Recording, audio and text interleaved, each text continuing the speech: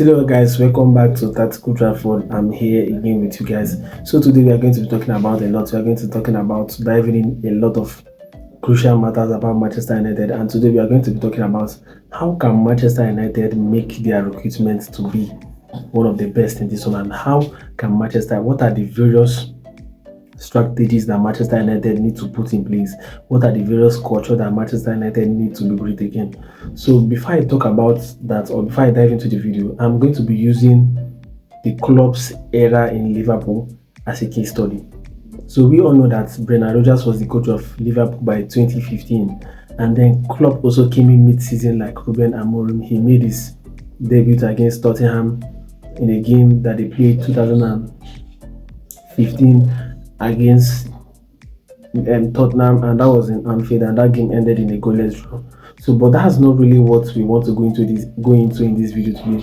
We want to go into really how the club era actually went, and how it reflects on Man United, how it reflects on Sir Jim Ratcliffe, and how Manchester United can be able to put their culture in place to make the club to be great again.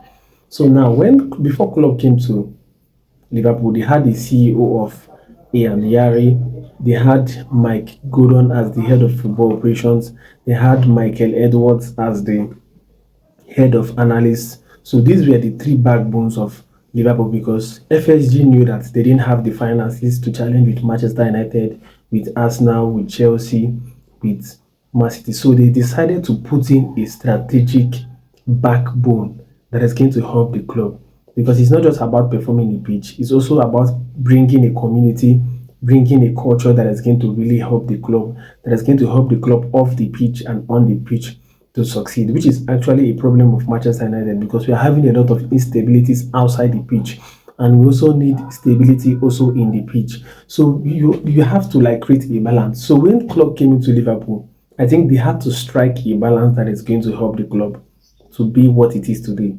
So how did that really come about? So when Klopp came in, Liverpool placed a ban on buying players that was above 24 years.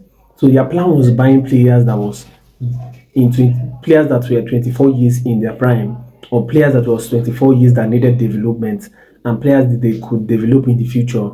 And if they did not perform well, they could be able to sell them for decent prices, or if they did well and they want to leave, they can be able to sell them for wonderful prices. You could see Coutinho was one of those players that they bought under 20. He came in, he developed, and he was sold in his prime. So this was the strategy of Liverpool, and actually it worked. And how did Liverpool actually succeed? In Klopp's first summer, before his first summer, I think they finished 8th, and he lost in the Europa League finals, and it was so bitter for the Liverpool fans. So coming into summer 2016, I'm going to be mentioning the key signings they made. 2016 summer, they made a signing of Joe Matip for free. They made a signing of Sadio Mane, and they made a signing of Gini Wijnaldum.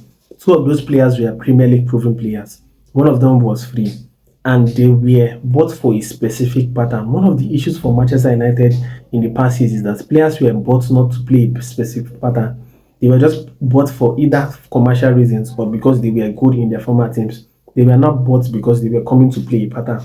So this was actually the strategy that clubs used. They wanted to buy Premier League proven players that was 24 or below, and in decent prices. We all know that the market is inflated. We can be able to copy such strategies, but we cannot be able to buy players in such prices anymore. So I'm just trying to make this club's era as a case study, so that we can be able to know how Manchester United can be able to use this to be great again. So coming to summer 2017, he made also significant signings. He made a signing of Salah. He made 2016, I think 2016 was when he bought Roberto Firmino as well. 2017, he made a signing of Salah. He didn't want to buy Salah. Klopp wanted Julian Brandt from Leverkusen at that time, but Michael Edwards, which was later promoted to be the sporting director, opted for Salah, because Salah didn't play well in his previous season in the Premier League. But because of a lot of plea from Michael Edwards, Klopp decided to buy Salah, and actually he paid off. They wanted to also buy Van Dijk in the summer 2017, but it didn't pay off, so they had to wait till January of 2018 to buy Virgil van Dijk. They had to sell Philippe Coutinho to form the deal of Virgil van Dijk and also they knew that the goalkeeping position was a problem. They also funded to buy Alison Becker, which actually cemented the whole thing. Also, summer 2017, they bought Andy Robertson from Hull City for 9 million. These were players that were not just buying, they were not bought blindly. I think they were bought based on data, based on analysis. And Sir Jim Ratcliffe also a made a comment on that on his interview with Gary Neville in the overlap. He said, even currently now, that the last summer Manchester United bought players, those players were not bought based on enough data because there was no time for the people that came in. So now we have a structure in place. We have a structure in place, but off the field, Manchester United is still backwards. Recently, he wants to make a job redundancy of 250, which is going to take the total job redundancy of to be up to 650 for this year 2020. From 2024 to 2025 alone, he has made a redundancy of 650. I'm not saying it's a bad thing, it's a good thing, because I know that they are trying to create an environment off the pitch that is also going to support the club. So I think that, what am I trying to say now? Using this Liverpool's building era of club as a case study, I think that Manchester United needs to recruit players that are Premier League proven. We need to recruit more Premier League proven players. We need to also recruit players that are in suitable ages, because Manchester United are actually used to buying players that are above their prime, that doesn't have the fight, the zeal to want to win trophies anymore. I think, thank God, this not being in Europe for me, I think is a blessing in disguise. It's going to help us to re-strategize. It's going to help us to know what we are. We are going to buy players now that are hungry, that want to play for the club, for the badge, and not just for money or for commercial reasons or for Champions League or Europa League reasons. We are not in Europe anymore, so we have to buy players that want to fight for the badge. So I think these are one of the strategies which has already been implemented. Just to shock you, Omar Baradi actually placed a ban on buying players more than 60 million. That was the reason when PSG wanted 70 million pounds for Ugarte. Omar Baradi refused because they placed a ban on buying players more than 60 million.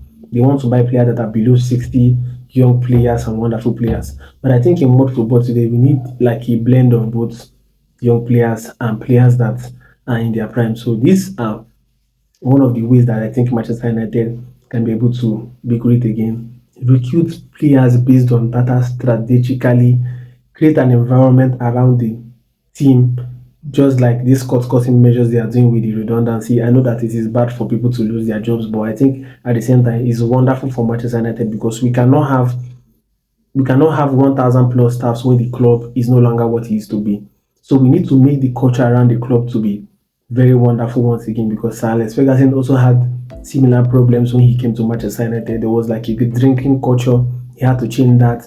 So I think Manchester United being great is not just shouldn't be nailed just on Amorim on the pitch. I think there has to be a balance of the pitch. There has to be a detailed analysis that should be put forward by Christopher Viviu that is going to help in the recruitment planning.